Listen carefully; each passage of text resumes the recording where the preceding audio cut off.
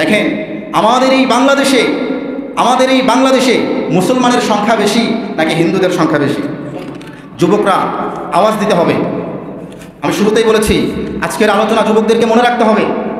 আগামীর ভবিষ্যৎ, আগামীর দেশ সুন্দর করার জন্য যুবকদের ভূমিকাই বেশি রাখতে হবে, ঠিক কিনা? কোন রামপন্থী বামপন্থী দালালেরা, অসভ্য জঙ্গিবাদ ইস্কন আর এই হিন্দুত্ববাদ যারা প্রতিষ্ঠিত করতে চায়, এদের বিরুদ্ধে এই যুবকদেরকেই দাঁড়াতে হবে। কথা বলা ঠিক কিনা? প্রিয় ভাইরা, আমাদের এই বাংলাদেশে শতকরা 90 থেকে 92% মুসলমান, ঠিক কিনা? 2022 সালের জনশুমারির এই রিপোর্টে পাওয়া যায় বাংলাদেশের মধ্যে হিন্দুত্বের পার্সেন্ট হচ্ছে 7.9 পয়েন্ট, প্রায় 8 পয়েন্টের কাছাকাছি। কিন্তু আমরা দেখছি আমাদের বাংলাদেশে মুসলমানের সংখ্যা বেশি, কিন্তু হিন্দুর সংখ্যা কম। সুযোগ সুবিধার দিক থেকে কিছু কিছু জায়গায় মুসলমানদের থেকেও বেশি হিন্দুরা পায়, ঠিক কিনা? এই বাংলার জমিনে 92% মুসলমান হওয়ার পরেও মাত্র 8%, 7 থেকে 8% হিন্দু হওয়ার পরেও দেখা যায় পুলিশ, আর্মি ও অন্য চাকরিজীবী, অন্য চাকরির ভিতরে 35% সুবিধাভোগ তারাই করে, ঠিক কিনা? অথচ মুসলমানের সংখ্যা বেশি, হিন্দুর সংখ্যা কম। অল্প সংখ্যক কিছু হিন্দু সব সময়ের জন্যই আমাদের এই দেশকে, শীতল পরিবেশকে সব সময় গরম করার চেষ্টা করে, ঠিক কিনা? সব আলোচনা আস্তে সাজায় না, সব কথা নরমভাবে হয় না, কিছু কিছু জায়গায় গরম হতে হয়। সব জায়গায় যদি নরম থাকে তাহলে ওরা সুযোগ বুঝে আপনাকে কোপ মারবে, ঠিক কিনা? এই বাংলাদেশের মধ্যে হিন্দুর সংখ্যা কম হওয়ার পরেও এই গোটা বাংলাদেশের কোনো না কোনো অঞ্চল সব সময় হিন্দুরা গরম করে রাখার চেষ্টা করে। অনেকগুলো প্রতিবেদন থেকে পেয়েছি 2024 সালে ফরিদপুরের মন্দিরে 7 জন যুবককে হিন্দুরা আটক করেছে। 7 জন যুবককে হিন্দুরা আটক করে প্রচুর পরিমাণে নির্যাতন করা হয়েছে। তার মধ্যে 2 জন কোরআনের হাফেজ ছিল। এই 2 জন কোরআনের হাফেজকে মারতে দুনিয়া থেকে বিদায় করে দিয়েছে। এরপরে রাজশাহী থেকে এটার পক্ষে একটা পোস্ট করেছে এক হিন্দু। তিনি পোস্ট করেছে, ফরিদপুর থেকেই আমাদের এই উৎসাহমূলক আচরণ শুরু হয়ে গেল, আরো অনেক লাশ এভাবে ঝরে যাবে। এটা কোনো হিন্দুস্থান নয়, এটা মুসলিম কান্ট্রি, এটা দারুল হার্ব নয়, এটা দারুল ইসলাম। দারুল ইসলামের মধ্যে থেকে হিন্দুরা অল্প কিছু সংখ্যক হাতে গোনা হিন্দু এই বাংলার জমিনে, যেই জমিনে ইসলাম রয়েছে সেই জমিনে হিন্দুত্বর নিয়মকানুন চালু করতে পারবে। এটা আমরা বেঁচে থাকতে কখনো হতে পারে। সিলেটের মসজিদে তারাবির নামাজ চলাকালীন হিন্দুদের আক্রমণের খবর আছে। 2016 সালে সিলেটের একটি মসজিদে মুসলমানরা নামাজ আদায় করছেন, হিন্দুরা গুলি বর্ষণ করেছে। আমাদের পার্শ্ববর্তী দেশ ভারত, এই ভারত মুসলমানরা 1 বছর নয়, 2 বছর নয়, 750 থেকে 800 বছর পর্যন্ত মুসলিমরা শাসন করেছে। মুসলমানরা একটা মন্দিরকে মসজিদে পরিণত করেছে। কিন্তু দেখেন আমাদের এই বাংলাদেশ স্বাধীন হয়েছে মাত্র 54 বছর হয়েছে। এই 54 বছরের শাসনামলে আমরা দেখেছি এই হিন্দুত্ববাদ, এই হিন্দুদের মধ্যে একটি জনগোষ্ঠী ইসকন নামে এক জঙ্গি জনগোষ্ঠী, তারা ভারতের মুসলিমদের প্রাণপ্রিয় বাবরি মসজিদকে রাম মন্দিরে পরিণত করেছে। কথা বলে ঠিক কিনা? আমরা দেখেছি হিন্দুস্তানের মধ্যে গত 800 বছরে মুসলিমরা কোনো হিন্দুদের উপরে নির্যাতনের স্টিম রুলার চালু করে নাই, কিন্তু আমরা দেখেছি মাত্র কয়েকটি বছরের মধ্যে ওই হিন্দুস্তানের হিন্দুরা মুসলমান মা বোনদের উপরে নির্যাতন নিপীড়নের স্টিম রুলার চালু করেছে। কথা বলেন ঠিক কিনা? মুস্কানের ঘটনা আমাদের সকলেরই জানা আছে না নাই? মুস্কানের ঘটনা আমাদের জানা নাই? বোরকা পড়ুয়া মেয়ে মুস্কান, তিনি যখন কলেজ থেকে বের হচ্ছিলেন, একদল জঙ্গি জনগোষ্ঠী হিন্দু মুস্কানকে দেখে, তার শরীরে বোরকা দেখে, তার শরীরে ইসলামের পোশাক দেখে এই হিন্দুরা ক্ষেপে উঠেছিল, তাকে নানান ধরনের মন্তব্য করা শুরু করেছিল। যখন এই মুস্কান নারায়ে তাকবীরের স্লোগান দিয়েছে, এক মুস্কানের তাকবীরে ওই সময়ের যারা ইসকনরা সেখানে উপস্থিত ছিল সবগুলোর অন্তরে কাপড় সৃষ্টি হয়েছে। কথা বলেন ঠিক কিনা? প্রিয় ভাইরা, এটাতে ছিল হিন্দুস্থানের কথা। আমার বাংলার জমিনেও কম নির্যাতন হচ্ছে না। কিছুদিন আগে 2025 সালে গাজীপুরের এক ইমাম সাহেবের মসজিদের বারান্দায় চিঠি ফেলে আসা হয়েছে। আপনারা অনেকে দেখেছেন, তার বাড়িতে চিঠি দিয়ে আসছে। চিঠি লেখার ধরনটা কেমন? এভাবে চিঠি লিখেছে, আবার চিঠির কাছে একটা পাঞ্জাবি পরানো, পায়জামা পরানো, টুপি পরানো ছবি এঁকেছেন এবং তাকে হুজুরের আকৃতি দিয়ে সেই হুজুরের গলার ভিতরে একটা ছুরির ছবি দিয়েছে। নাউজুবিল্লাহ পড়েন। ছুরির ছবি দিয়ে তাকে হুমকি দেওয়া হয়েছে। তার কিছুদিন পরে এই ইমাম নিখোঁজ হয়ে গিয়েছে। আপনারা দেখেছেন পঞ্চগড়ের একটি গাছের মধ্যে শিকল দিয়ে ওই ইমামকে বাঁধা অবস্থায় পাওয়া গিয়েছে। ঠিক কিনা? অনেকে জানে না এই ঘটনা।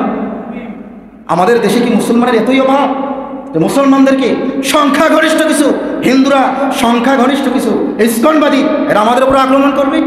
যুবক ভাইরা, আমাদেরকে সতর্ক হতে হবে, আমাদেরকে সতর্ক হতে হবে, আমাদেরকে সচেতন হতে হবে।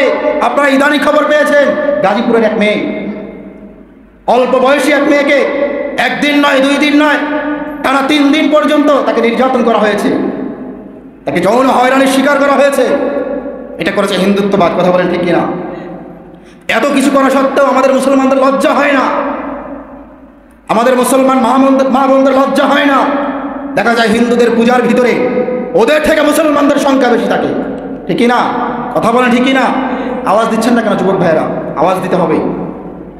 হিন্দুদের পূজার মধ্যে হিন্দুদের উপস্থিতির থেকে মুসলমান নারীদের উপস্থিতি বেশি পাওয়া যায়, মুসলমান যুবকদের উপস্থিতি বেশি পাওয়া যায়।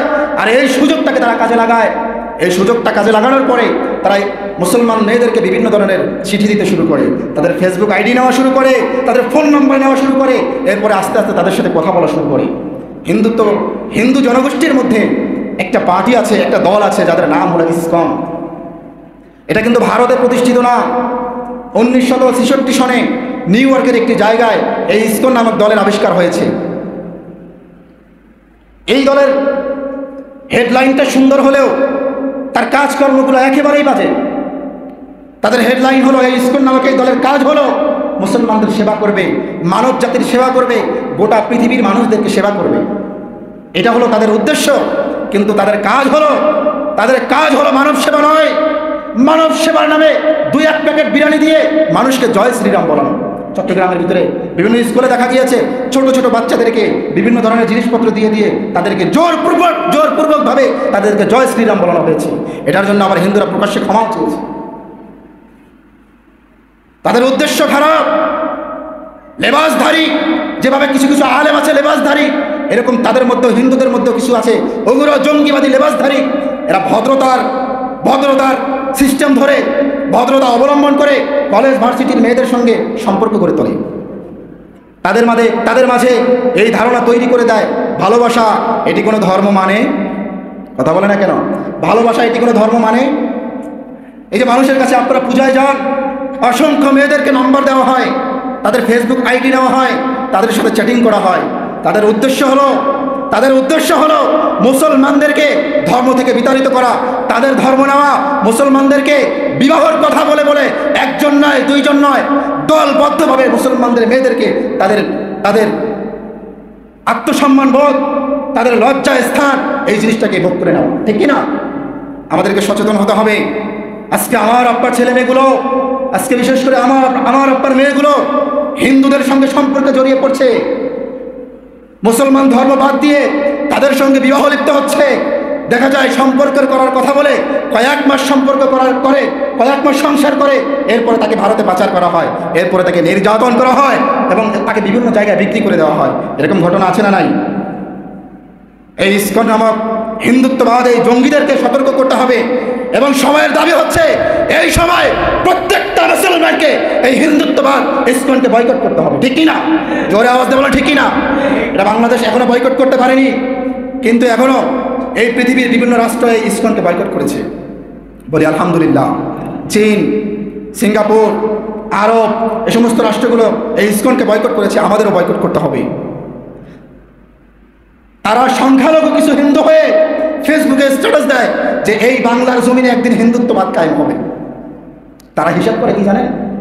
তারা বাংলাদেশের হিসাব করে না, তারা হিসাব করে ভারতের। তারা ভারতের জনসংখ্যা দিয়ে বাংলাদেশকে ঠকাতে চায়, ঠিক কিনা? তারা চিন্তা করে ভারতে 1,30,00,000 জনগণ আছে, তারা এটা হিসাব করে, ওইটাই তাদের শক্তি, তারা হিসাব করে। তারা হিসাব করে এই বাংলাদেশের থেকে ওই ভারতের ভিতরে অস্ত্র বেশি, এই বাংলাদেশের থেকে ওই ভারতের ভিতরে সেনাবাহিনী বেশি, এই বাংলাদেশের থেকে ওই ভারত শক্তিশালী বেশি। এই জন্য তারা এই বাংলাদেশকে লুটিয়ে নিতে চায়। কিন্তু আমরা মুসলমানরা বলতে চাই, আমাদের এই বাংলাদেশে তাদের তুলনায় জনসংখ্যা কম হলে, কোরআন বলে জনসংখ্যা তাদের থেকে আমরা কম হলেও ইমানের শক্তির দিক থেকে তাদের থেকে আমরা বেশি, ঠিকই না? আসেন আমি একটু দলিল দিই আপনাদেরকে, রাগ হচ্ছেন? কোরআন আমাদেরকে এই হিন্দুত্ববাদ সম্পর্কে কি জানিয়ে দিয়েছে? এই ভারতবর্ষে একটি যুদ্ধ হবে। আল্লাহর নবী সাল্লাল্লাহু আলাইহি ওয়াসাল্লাম বলেছেন, নাসাই শরীফের হাদিস, আল্লাহর নবী সাল্লাল্লাহু আলাইহি ওয়াসাল্লাম বলেছেন কিয়ামতের আগে হিন্দুস্তানে একটা যুদ্ধ হবে। যেই সকল মুসলমানগণ হিন্দুস্তানের সেই যুদ্ধে অংশগ্রহণ করবে, আমি লিখে দিলাম ওই ব্যক্তি, ওই মুসলমান সেই যুদ্ধে অংশগ্রহণ করে কোন কাফের মুশরিককে হত্যা করতে পারুক আর না পারুক, যুদ্ধে যেই ব্যক্তি অংশগ্রহণ করবে আমি আল্লাহ রাব্বুল আলামিন তার জন্য জাহান্নামকে হারাম করে দিব। আজকে ওই ভারত চিন্তা করে, এই হিন্দুরা চিন্তা করে এই বাংলাদেশের জনসংখ্যা কম। এটা পূর্বের আমলে যিনি নেতৃত্ব দিয়েছেন তিনি ওটা চিন্তা করতেন। আমাদের পূর্বে এই বাংলাদেশে যিনি নেতৃত্ব দিয়েছেন তিনি কখনো বাংলাদেশকে নিয়ে চিন্তা করে নাই। তিনি চিন্তা করতে দুইটি বিষয় নিয়ে। এক নম্বর বিষয় ছিল কিভাবে আমার রাজত্ব ধরে রাখা যাবে এবং কিভাবে আমার পাশের রাষ্ট্র এই দাদা বাবুদের খুশি রাখা যাবে। কথা বলে ঠিকই না? আওয়াজ নাই, মনে হয় আপনাদের বিপক্ষে বললাম। চিন্তাধারা এরকম ছিল কিনা? আমাদেরকে রাজাকার বলছে কিনা বলেন দেখি? আমাদেরকে রাজাকার বলেছে? হ্যাঁ, আমাদেরকে বলেছে এই বাংলাদেশকে পাকিস্তান বানাতে চায়, আমাদেরকে বলেছে বাংলাদেশকে আফগান বানাতে চায়। অথচ আমাদের ভিতরে যারা যারা বিদেশ ভ্রমণ করে দেখা যায় তাদের ইমিগ্রেশন পাসপোর্টে পাকিস্তানের কোনো সিল নাই, ইমিগ্রেশন পাসপোর্টে আফগানের কোনো সিল নাই। সিল আছে সৌদি আরবের, মক্কার। তারা হজ করতে গিয়েছে, তারা পাকিস্তানে যায় না, তারা আফগানে যায় না। কিন্তু যে সমস্ত সংখ্যালঘু গ্রুপগুলো আমাদেরকে রাজাকার বলেছে, দেখা যায় তাদের ইমিগ্রেশন পাসপোর্টের মধ্যে আমাদের পার্শ্ববর্তী দেশ এই দাদাবাবুদের সিল রয়েছে, ঠিকই না? তাদের উদ্দেশ্য ছিল আমাদের রাজত্ব কিভাবে ধরে রাখা যায় এবং এই বাংলার জমিনকে কিভাবে তাদের কাছে বিক্রি করা যায় এবং এই জমিনের বুকে ইসলামী আইন, ইসলামী হুকুমত বাদ দিয়ে দাদাবাবুদের আইন কানুন কিভাবে প্রতিষ্ঠিত করা যায়, ঠিকই না? যুবকদের আওয়াজ নেই। প্রিয় ভাইয়েরা, সচেতন হতে হবে। তারা চিন্তা করে যে 1,20,000 থেকে 1,30,00,000 কোটি আমাদের জনগণ, আর বাংলাদেশে রয়েছে মাত্র 20 কোটি। আবার তার ভিতরে দেখা যায় 15 কোটি আছে মুসলমান, বাকি সবগুলো তো আমাদেরই, ঠিক না? এবার আমি আপনাদেরকে সহজ সরল সোজা একটা হিসাব বুঝাই। আমি প্রথমেই বলেছি আমাদের সম্পর্ক রক্তের নয়, আমাদের সম্পর্ক হলো ইমানের। কিসের সম্পর্ক? আমরা যদি ইমানের সম্পর্ক বজায় রাখতে পারি তাহলে তাদের থেকেও আমরা জনসংখ্যায় শক্তির দিক থেকে বেশি। কোরআন কি বলে? আপনারা সূরাতুল আনফালের 65 নম্বর আয়াত খুলবেন। আল্লাহ রাব্বুল আলামিন বলছেন, ইয়া আইয়ুহান নাবিয়্যু হাররিদিল মুমিনিনা আলাল কিতাল ইয়াকুম মিনকুম 20 সাবিরুনা ইয়াগলিবু মিআতাইন। আল্লাহ রাব্বুল আলামিন বলছে, ও নবী, আপনার উম্মতরা যদি ধৈর্য ধরে সব সময় প্রস্তুত থাকে, তারা যদি ধৈর্য ধরে প্রস্তুত থাকে, নিজেদের মধ্যে যদি ঐক্যবদ্ধতা বজায় রাখতে পারে, তাহলে তারা 20 জন 200 জনের কাছে জয়লাভ করবে। আল্লাহু আকবার। আল্লাহ রাব্বুল আলামিন আরো বলেছে, ওয়া ইয়াকুম মিনকুম মিআতুন ইয়াগলিবু আলফা। আর যদি তারা 100 জন প্রস্তুত থাকে তাহলে তারা যদি 100 জন প্রস্তুত থাকে তাহলে 1000 মানুষকে পরাজয় করবে। আল্লাহু আকবার। কোরআনের এই আয়াতের হিসাব করি আমরা, এই আয়াত থেকে আমরা একটা হিসাব করি। বাংলাদেশের মুসলিম সংখ্যা যদি 15 কোটি হয়, ভারতের ভিতরে সবাইকে হিন্দু, আচ্ছা ধরে নেন না, ভারতের ভিতরে যদি 130 কোটি মুসলমান থাকে, 130 কোটি জনসংখ্যা থাকে, সেখান থেকে 30 কোটি মুসলমান নাই, আছে না নাই? এই 30 কোটি মুসলমানরা আমাদের পক্ষে নাকি হিন্দুদের পক্ষে? আচ্ছা আসুন তাদের হিসাবটা একটু পরে করি, ভারতের মুসলমানদের হিসাবটা একটু পরে করি। ভারতে তাহলে আমরা দেখি যে 100 কোটি হিন্দু রয়েছে, আর মুসলমানদের মধ্যে বাংলাদেশের মধ্যে আছে 15 কোটি মুসলমান। যদি 15 কোটি মুসলমান একজন যদি 10 জনের সমান হয়, তাহলে 15 কোটি মুসলমান হবে 150 কোটির সমান, ঠিক কিনা?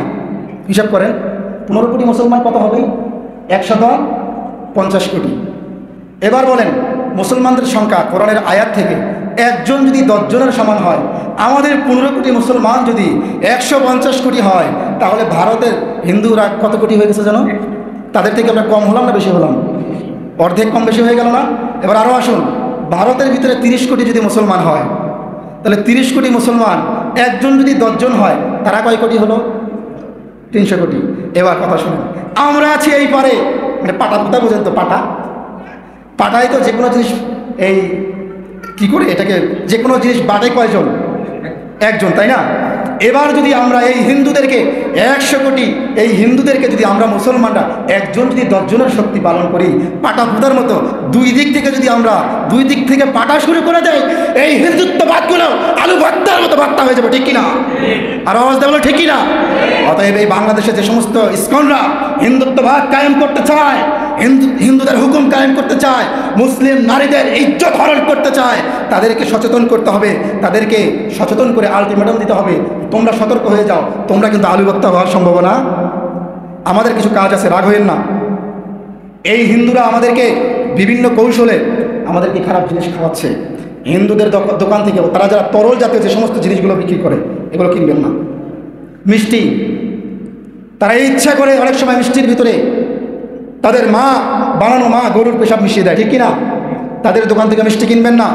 এই বাংলাদেশে যেহেতু হিন্দুদের জনসংখ্যা কম, আর আমরা যদি প্রতিবাদ করি, দেখা যায় এখনও পর্যন্ত দেখা যায় আমাদের বাংলাদেশে মাঝে মাঝে হই হুল্লা সৃষ্টি হয়। আমরা যতটুকু আন্দাজ করি, ধারণা করি, যে আমাদের পার্বত্য অঞ্চলেও কিছুদিন আগে সিম্পল একটা বিষয় নিয়ে বলেছে যে নারী পাহাড়িকে কি করা হয়েছে? ধর্ষণ করা হয়েছে। মানে এটা কিন্তু আসলে সত্য নয়, কিন্তু আমরা ধারণা করি দাঙ্গা হাঙ্গামা যেগুলো তৈরি হয়, এগুলো নিজেদের সাহসে নয়, পার্শ্ববর্তী দেশ থেকে এদেরকে সাহস দেওয়া। মানে বোঝা যায় এই দেশ থেকে যিনি পালিয়েছে ওখানে গিয়ে এখনো বসে নাই। তারা যেহেতু জনসংখ্যায় আমাদের দেশে কম, আমাদের কাজ করতে হবে, হাতে নয় ভাতে মারতে হবে। তারা ব্যবসা বাণিজ্য করে, আমরা যদি তাদের ব্যবসাকে বয়কট করি, তাদের কাস্টমার হলো মুসলমানরা। অলংকার বিক্রি করে তারা মুসলমানদের কাছে, মিষ্টি বিক্রি করে মুসলমানদের কাছে, দই বিক্রি করে মুসলমানদের কাছে। মুসলমানরা যদি তাদের দোকান থেকে মিষ্টি কেনা বন্ধ করে দেয়, তাদের দোকান বন্ধ হয়ে যাবে। মুসলমানরা যদি তাদের কাছ থেকে অলংকার কেনা বন্ধ করে দেয়, তাদের অলংকারের দোকান বন্ধ হয়ে যাবে। কথা বলে ঠিক কিনা?